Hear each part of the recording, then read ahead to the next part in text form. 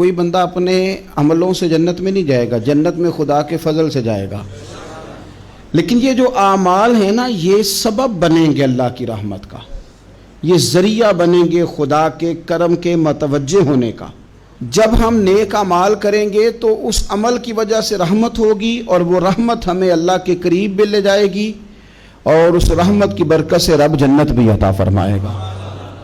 ہمارے ہاں یہ ہوتا ہے کہ ہم زیادہ تر چیزوں کو تقریر سننے کی حد تک لیتے ہیں، اچھی نصیحت کا لطف ضرور حاصل کرتے ہیں، اچھے جملے کو اپنے دل میں اس کی فرحت ضرور محسوس کرتے ہیں، لیکن عمل کی طرف نہیں بڑھتے۔ اس کا نقصان یہ ہوتا ہے کہ یہ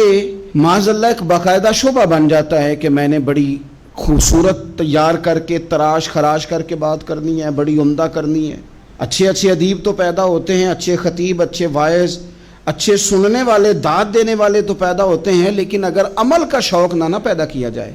تو پھر باتیں نشستن گفتن برخاستن تک رہ جاتی ہیں، اس کا لطف نہیں آتا۔ پھر تو تقریریں ہو رہی ہیں، ہوتی ہیں اور ہوتی رہیں گی، نتیجہ کیا نکلا؟ جو آدمی کہتا ہے میں اتنے سالوں سے تقریر سن رہا ہوں، تو سوال یہ ہے کہ بھئی اتنا سننے کے بعد تم سنورے کتنا؟ سننے کا ایک ہی مقصد زندگی میں آپ سمجھ لیں کہ سننے کا مطلب سنورنا ہے، اور اگر آپ نے خیر کی بات سنی اور آپ سنورے ہی نہیں، میں آپ کو دعوت فکر دیتا ہوں۔ نبی پاک صلی اللہ تعالیٰ علیہ وسلم نے ارشاد فرمایا، ایک عورت تھی، طوائف تھی،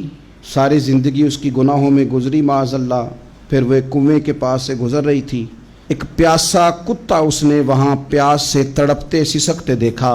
اور پھر اس نے اپنے جوتے کو لٹکا کر اپنے دوپٹے کی مدد سے یا جیسے اس سے ممکن ہو سکا اس نے پانی نکالا، کتے کو پلایا، اللہ نے اس کی بخشش فرما دی۔ آپ ماشاءاللہ ہزاروں میں لوگ ہیں، آپ نے بڑی جلدی مجھے یہ بتانا ہے، یہ حدیث آپ نے پہلے بھی سنی ہوئی ہے نا؟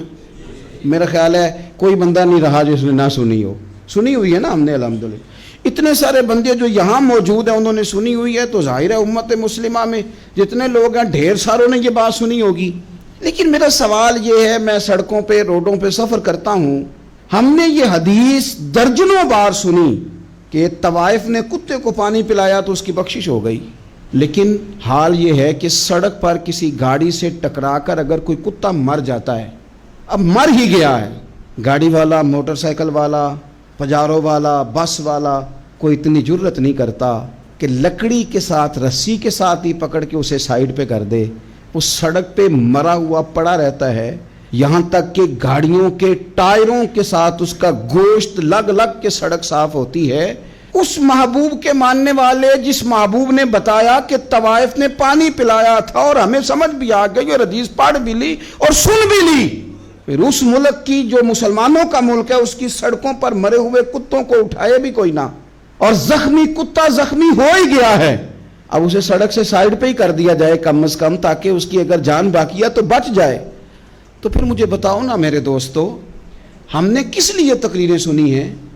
کس لیے خطبے سنے ہیں؟ واعظ و نصیحت کی مجالس کا مطلب ہم نے کیا سمجھا ہوا ہے؟ تقریر، تحریر، تصنیف، اچھی گفتگو، اچھا جملہ، اس کا معنی ہم کیا سمجھتے ہیں؟ تو آج رمضان آنے سے پہلے یہ ارادہ کرو کہ رب کریم نے ہمیں جتنا دین کا فہم دیا ہے، سمجھ دی ہے، علم دیا ہے، ہم ارادہ کرتے ہیں اب ہم صرف سنیں گے نہیں، پڑھیں گے نہیں، صرف بیان ہی نہیں کریں گے، ہم عمل بھی کریں گے۔